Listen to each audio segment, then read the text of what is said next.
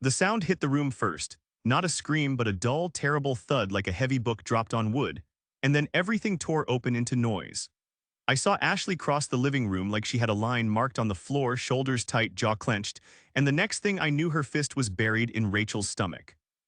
70 people screamed like someone had lit the curtains on fire. Paper decorations fluttered like wounded birds, blue napkins went airborne, and the smell of lemon cake evaporated into dust. A plastic folding table buckled under a pile of wrapped presents and toppled toward the wall, the punch bowl sloshing a red arc across the carpet, and my grandmother let out the softest animal sound I have ever heard while clutching her chest as if it might fall out. I shoved Ashley back before she could twist or pull away, not thinking about consequences, only muscles and velocity and the way she'd struck my sister like she was trying to break the air around a lie. "What the hell, Ash?" I blurted, my voice a wrong key in the chaos, and for a second I saw her face, ragged, not triumphant, and a wetness in her eyes that looked more like grief than victory. My mother was already on the couch, phone clutched to her ear with knuckles white enough to bruise, yelling into it, "Yes, call an ambulance, please call." And a neighbor I barely knew was darting between guests to see if someone had a towel.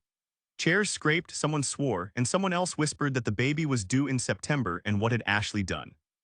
Rachel doubled over, and that sound, a different kind of thing, a sharp, muffled intake, happened when my hand reached her dress. People forgot to breathe. A bent plastic chair rolled under the coffee table like a beaten animal, a baby shower banner drooped, and a toddler near the doorway began to cry the way small children cry when a world they trust rearranges itself into something dangerous. For half a second the room held the exact wrong shape. Paper plates, a toppled cake stand, and a woman on the floor holding at her middle like she'd been punched into silence. Someone screamed for an ambulance with the kind of voice that only comes when you honestly think someone might die. And I felt the stupid, hot pressure of panic in my ears, the part of me that wanted to be the hero, and the part of me that wanted to choke the person who'd ruined a family gathering. I could hear metal on metal as guests shoved backs of folding chairs around to form a corridor. A man in a navy shirt moved through the crowd toward Rachel like he'd been rehearsing for an emergency. My sister's dress wrinkled and shifted under my fingers, and something under the fabric flexed and sank oddly where Ashley had hit it, an immediate wrong giveaway. But in that hurricane of noise and motion, it was just another small, terrible detail. Someone had called to the caterer for ice, someone else was saying not to touch anything, and my aunt was half mourning and half furious, talking about decorum like we were still capable of keeping it. My heart was beat thick in my throat. I remember the taste of copper that always comes just before you lift a hand you don't know if it'll need to protect or punish. Ashley stood trembling like a deer caught under a porch light, and I kept hearing Rachel make a soft sound that could have been sobbing or a laugh I couldn't place. "Ashley, what did you?" I started to say, but the word collapsed under the noise of the room and the crackle of panic. My mother was hysterical on the phone, repeating our address over and over, and someone else was already dialing a different number, probably a husband or a pastor. There was a smell of spilled punch and frosting and fear, and the sound of 60 pairs of eyes in rows scanning for blame. People love neat stories where the villain gets slapped and everyone goes home with a smile, but this was too messy, too human. It was one slap and 100 consequences landing like hail. I remember kneeling because it felt like the only way not to look like I was performing, and being aware of how small we all suddenly were in the square of carpet littered with confetti and broken etiquette. Rachel's hand went to her dress with a trembling urgency. She looked at Ashley with a face I hadn't seen since we were kids and someone stole our Christmas presents. What the hell was that? A voice demanded from the hallway, not mine, not even my mother's, and then someone else said the word everyone felt around their teeth, lie, like it was a splinter they were trying not to notice. The room stopped being a party in the way it had started, and became a scene you couldn't unsee, a knot you knew would keep tightening. Rachel folded like someone had cut the string holding her upright and then let gravity do the rest. She hit the floor and kept her hands at her stomach like she could glue whatever was there back together. Nora Bell, our neighbor and a retired midwife, dropped her teacup as if it burned her and was across the room before anyone could say help. People swarmed around Rachel like a storm front, voices overlapping, instructions clipped and useless in the mess of sound. My brother Cade pushed through with a towel to press where Rachel held, and my other brother, Tom, kept one hand on Ashley's shoulder as if steadying her would stop the world from spinning. I went down on my knees because staying standing felt useless, because the floor had more sense than I did in that second. My fingers were shaking when I reached under Rachel's dress, and I remember thinking how normal it felt to check, how automatic it was to search for evidence of life when someone clutches their middle. My fingertips hit something that gave a little under pressure and then sat there, cold and wrong, like a piece of pavement pretending to be warm earth. It was not soft in the way a baby is soft. It was dense, artificial, an edge marring the shape where a belly should have been. The tactile shock is a stupidly physical thing to describe, but here I am trying. My thumb pressed and the foam yielded a little, then stayed like it had nowhere to go. Under the fabric I found straps looped and tucked, like the way you would fasten a weighted vest, coarse webbing with a sheen to it, and Velcro tabs that smelled faintly of rubber and shipping cardboard. There was a thin seam of memory foam exposed where the dress had ridden up, the foam's edge crisp and clean, its inside whispering of factories and phone orders instead of life and clinic lights. It didn't spring back. It held a dent like a lie that had been practiced. Phones came out in a rush so fast it almost felt theatrical. Faces lit by little screens, 10 different camera angles forming like a jury. People filmed with the kind of hunger I hate in myself, ready to record proof or condemnation, and a woman near the sofa whispered, "She's faking," as if saying it would make it true. My brothers had Ashley pressed against the hallway wall now, not hard, but anchored, their faces set like men who had to choose between defending and detaining. Ashley's breath made little ragged noises. She looked like someone who had walked a long road in darkness and had finally run into the light. Rachel kept saying, "It hurts," in a voice that went from terrified to theatrical in a single beat, and Nora's hands moved with the calm of practiced knowledge, checking pulse and airway and the shape under the dress. "We need to be careful," Nora said, but even she kept glancing at the seam of foam I'd found like a doctor trying to reconcile a symptom that didn't belong in her books. A rational thought, clean and intrusive, clicked in my head with the clarity of a dropped coin hitting tile. This is fake. Not a hunch, not an accusation made in the heat of family war. A fact that needed proof, witnesses, and chain of custody. It needed to be seen and recorded properly, not shouted into the warm air between us. I felt a terrible relief and a colder terror at the same time. Relief because the thing under Rachel's dress was not a life I could harm, and terror because if it was fake, then what else had been stolen from us? What else had been built on chairs of cardboard and applause? People talked on top of each other. Calls to 911, someone telling the moment to calm down, my mother crying like someone we'd lost was still breathing. I kept my fingers on the foam a beat longer, feeling the synthetic give and the Velcro's itchy edge under my nails, and understood in a new marrow-deep way that the rest of the afternoon would be proof gathering, not celebration. The room looked like a party that had been raided by truth. Torn paper lay like confetti of something once joyful, and the cake stand still had frosting smeared where it had been knocked. My mind narrowed to a list like a surgeon S. Photos, video, names, receipts, anything that would make what I felt with my hand into something a court or a social worker could hold. Nora was asking Rachel questions now, gentle and steady, and Rachel answered with a kind of practiced falter that no longer convinced anyone. There was a new sound in the house then, quieter than the screaming had been, and it was the sound of thinking people turning toward a problem that would not let them look away. Rachel ran like someone had lit a fuse under her shoes, out the front door, past the toppled punch bowl, over the confetti. I didn't think. I lunged for the laptop she left on the coffee table like a totem thrown in a panic. The screen woke to a glow and my fingers trembled as I clicked through tabs, and what hit me first was the search bar like a confession. Prosthetic pregnancy belly memory foam, how to fake morning sickness week by week, how to Photoshop ultrasound third trimester, and a sickening one that made my throat close, forge prenatal receipts template. Each search looked cleaner than a liar should be, not a scramble, but a plan laid out in neat clinical queries.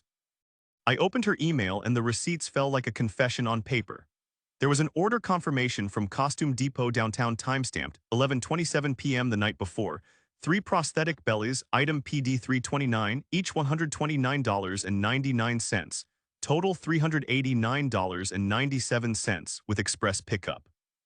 There was a bar tab attached too, the Hound Bar, timestamp 8:03 p.m. to 11:02 p.m. charge $78.42. Photos on Rachel's account showed her laughing with strangers at 10:12 p.m., her hair not the tired curl she'd show at brunch. The timeline was ugly and clear. She told the family she had an OB appointment.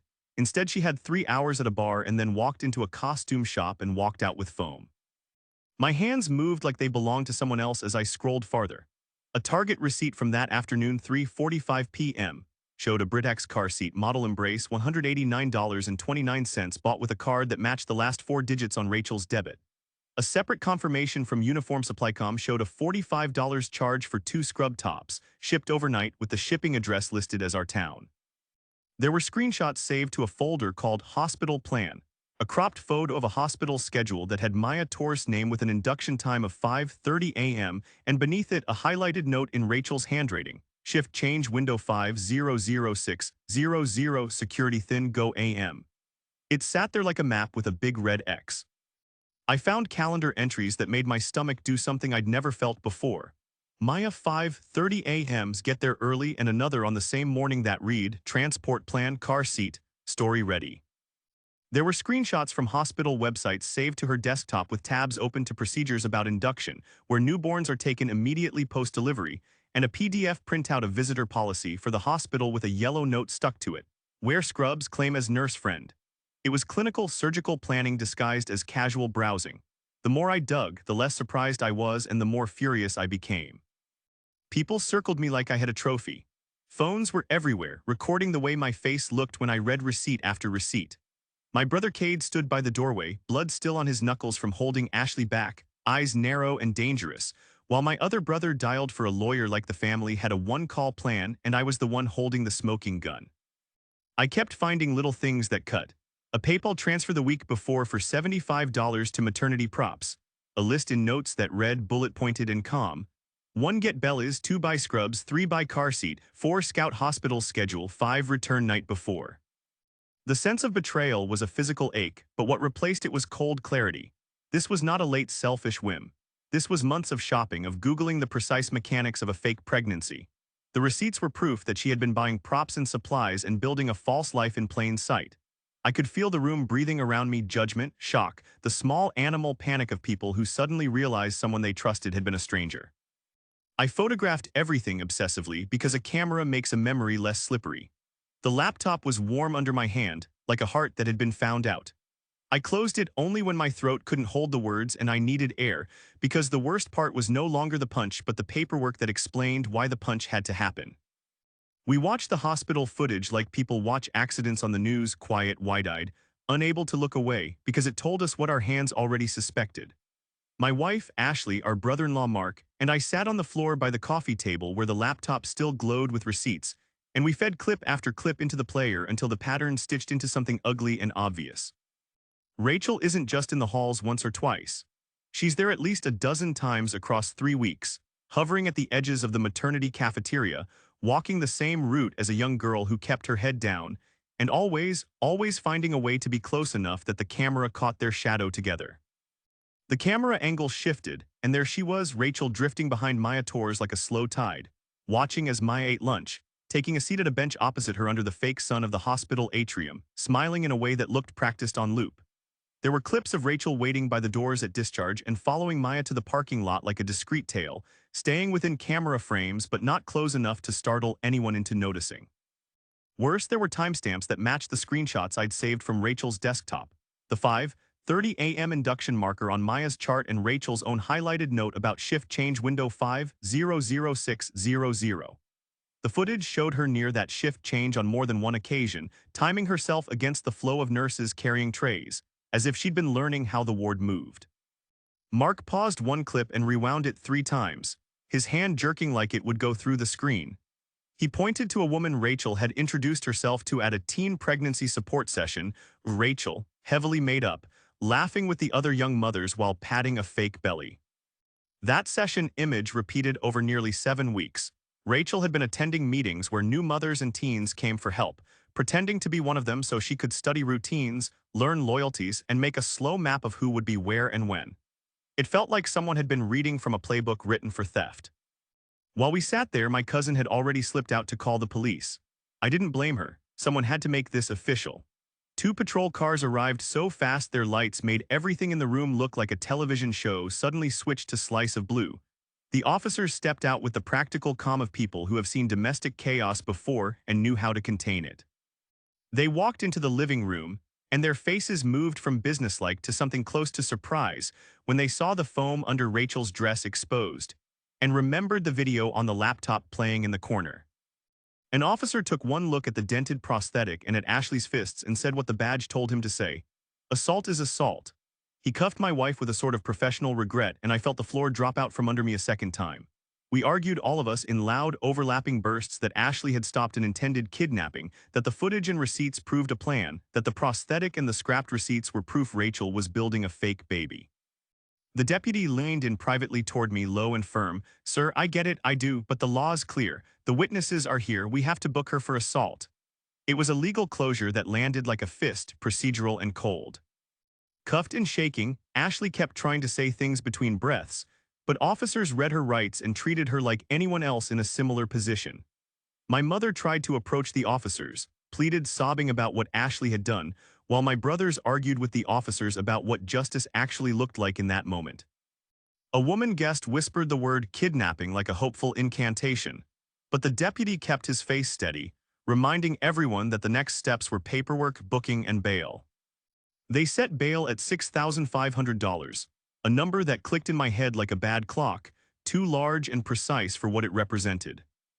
I spent the next 12 hours on a chain of calls that felt like running with a broken leg. My phone battery draining while I called a lawyer I barely knew and a bail bondsman who wanted half up front. My brother sliding out to pull cash from an ATM, me doing quick math on the back of a napkin, and transferring money through an app like a man trying to buy his wife back from a system that doesn't always understand context. I called the bank, begged an emergency withdrawal, and took a loan from a cousin who has always been the family's fallback. We got Ashley out before dawn, but not without the taste of metal in my mouth, and the knowledge that this night would be the first of many we'd spend arguing with the law about a decision made in the wrong room at the wrong time and the right moment for preventing something worse. Ashley sat in a holding cell with cold air and the hum of fluorescent lights, and I could hear the scrape of her shoes against concrete through the door while I tried not to let my breath show in front of the officers. I kept imagining how it felt for her to be alone in that little room, cuffed, replaying the punch and its reasons 1,000 times, and I hated how helpless I felt while the system did its thing. I called her once through the glass and she mouthed, "I stopped it," like it was a prayer and a confession at the same time, and I answered by promising I would do whatever it took to make sure we were believed for stopping something worse. At the hospital, they moved fast like you want them to when a life is at risk. Maya Torres was quietly lifted to a secure postpartum floor with minimal fanfare, but the tightest protection you can imagine. Locked doors, a dedicated nurse at a station, and a plainclothes officer posted outside her room. Lena Price from social services came in like a clean, hard wind and took over with a steadiness that made me trust her immediately.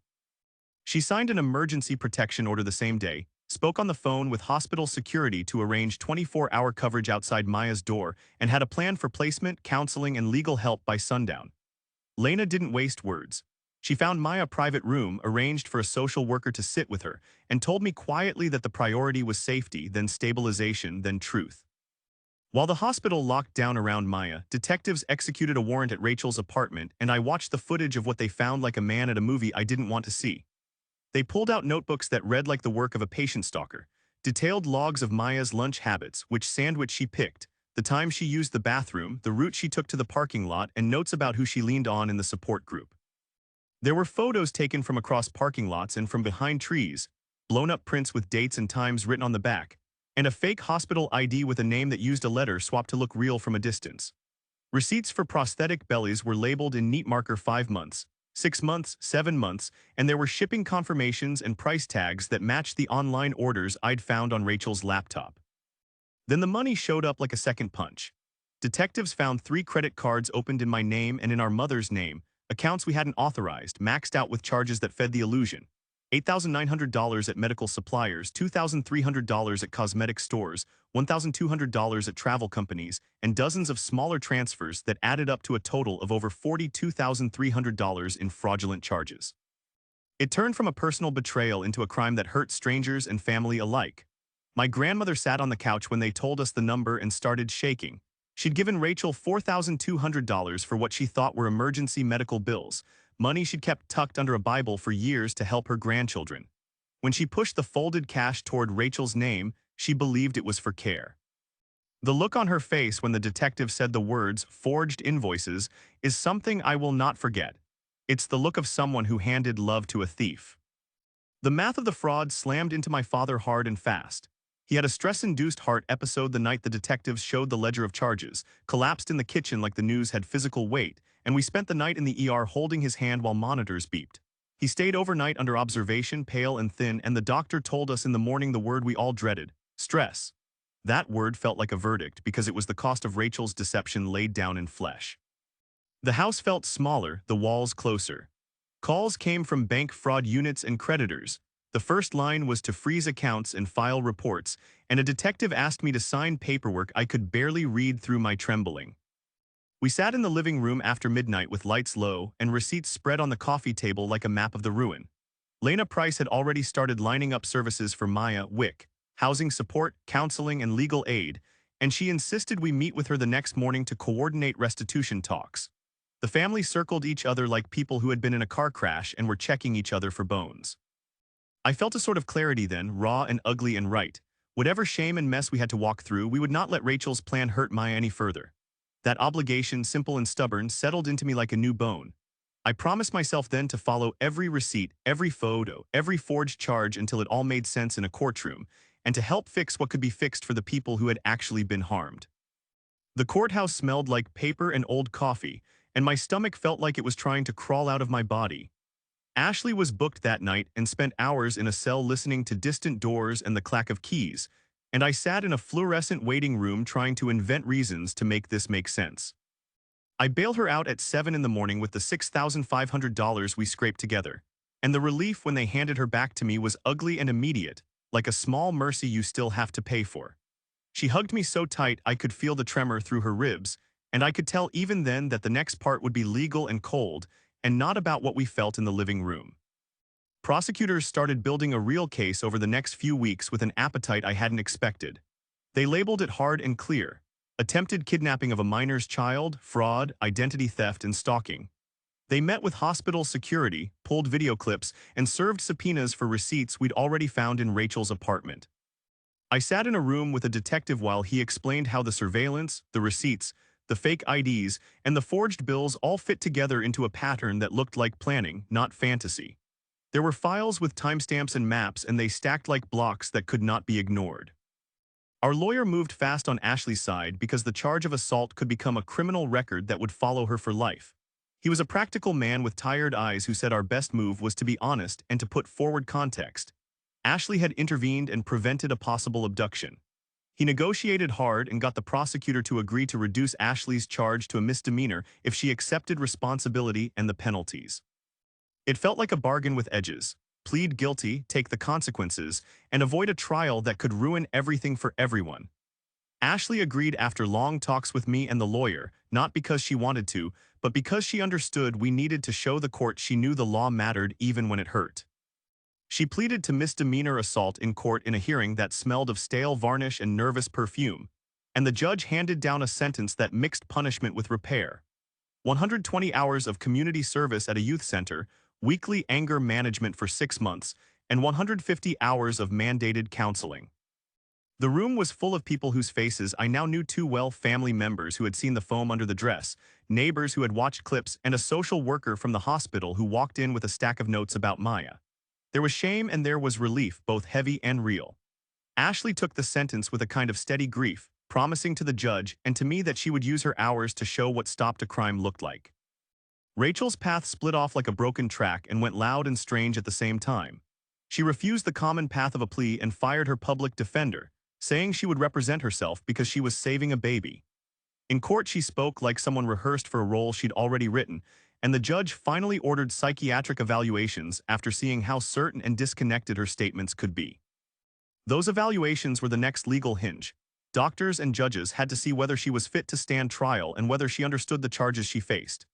Not long after, a grand jury returned an indictment that included attempted kidnapping, identity theft, fraud, and stalking, and the case moved from family chaos into the big, grinding machine of criminal justice where proof and motive meet. I found myself following every filing, every report, because this was not just about our family anymore. It was about making sure Maya was safe, and that the law captured what Rachel had tried to do. The courtroom smelled like disinfectant and old wood varnish, and the first day felt like walking into a storm you already knew the shape of. Maya came in cradling her newborn, the baby tucked against her chest like the world had finally put something down gently. Lena Price sat beside her with a folder and a look that said she had already done all the necessary hard work. Her brother Cade had returned to town and showed up like a quiet promise. In a coat that smelled faintly of diesel and with a pack of diapers in his hands, He took a seat near the front and never left Maya alone for long. Watching them there, steady and brave, made me feel less like we were spectators and more like witnesses to repair. Rachel's trial moved like a machine with too many hungry parts, and the psychiatrist's report was a piece of the engine that finally made sense of the wreckage. The doctor wrote clearly, a mix of delusional pregnancy behaviors, pseudopsoriasis-like symptoms, combined with antisocial traits that led her to believe she had a right to this child above everyone else's rights.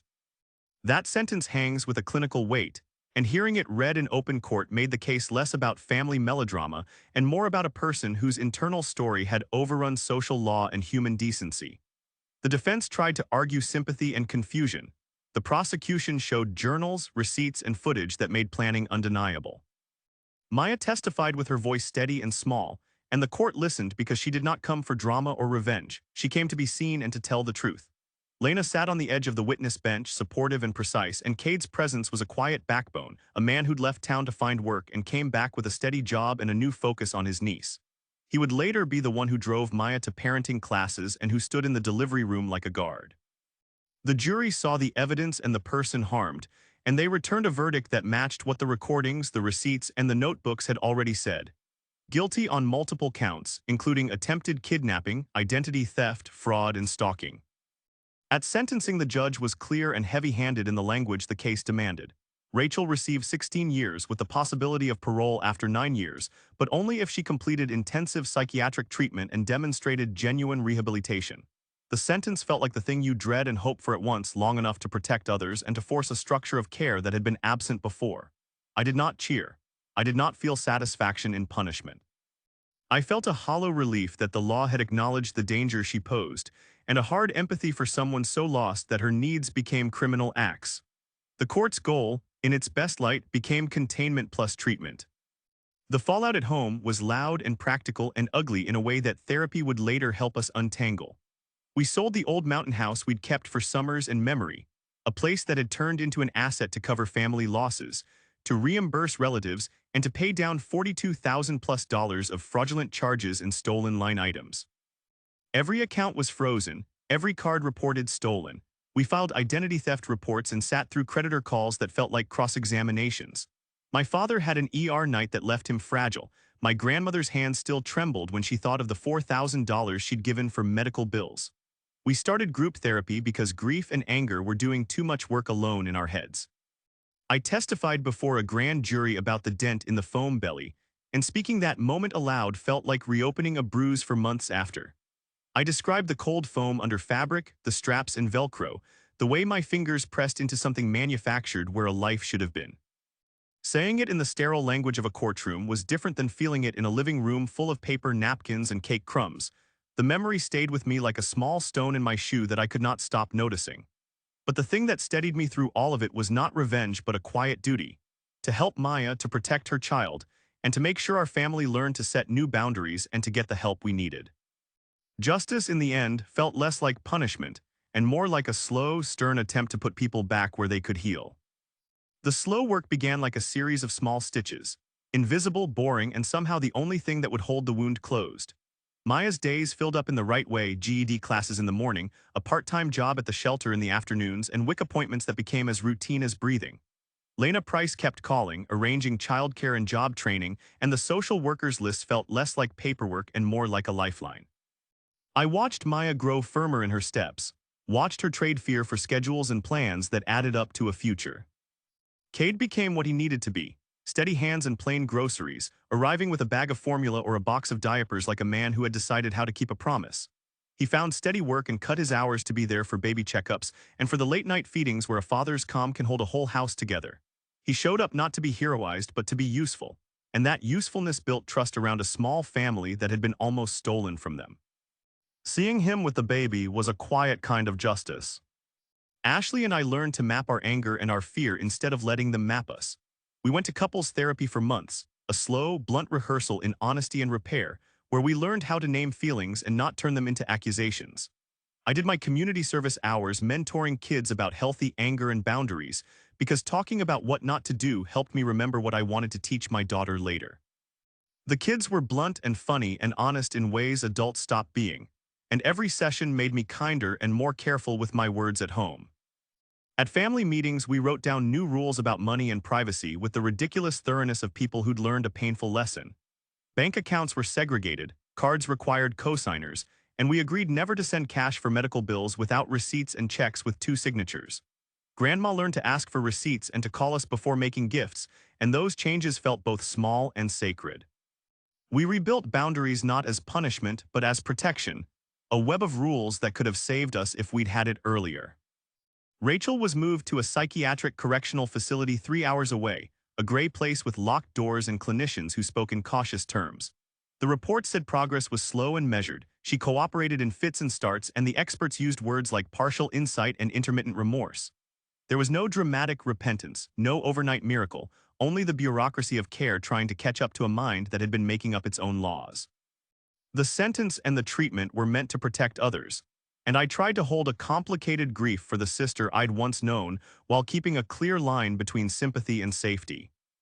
2 years on, slow work turned into something like softness. After months of therapy and rebuilding trust, Ashley and I welcomed our daughter Grace into a life that felt guarded and warm in equal parts. Holding her changed me in ways the courtroom never could. Her small body fit inside my hands and made the future simple for a moment. We named rules into the house: no surprises, open accounts, counseling check-ins, and we taught Grace that love can be fierce and careful at once.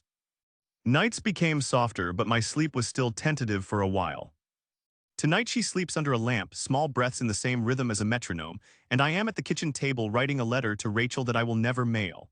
The letter is simple. I tell her I remember the sister who once read me stories and the woman she became who we could not let near Maya. I write that I hope she gets better in the slow, real ways clinics can offer, that I forgive the part of her that was sick, and that I will never put our children where they could be harmed. Folding the paper, I feel the weird mix of love and limits, the hard lesson that protecting the vulnerable sometimes means breaking everything you thought family was. I tuck the letter in a drawer and listen to Grace breathe, which is, for now, enough.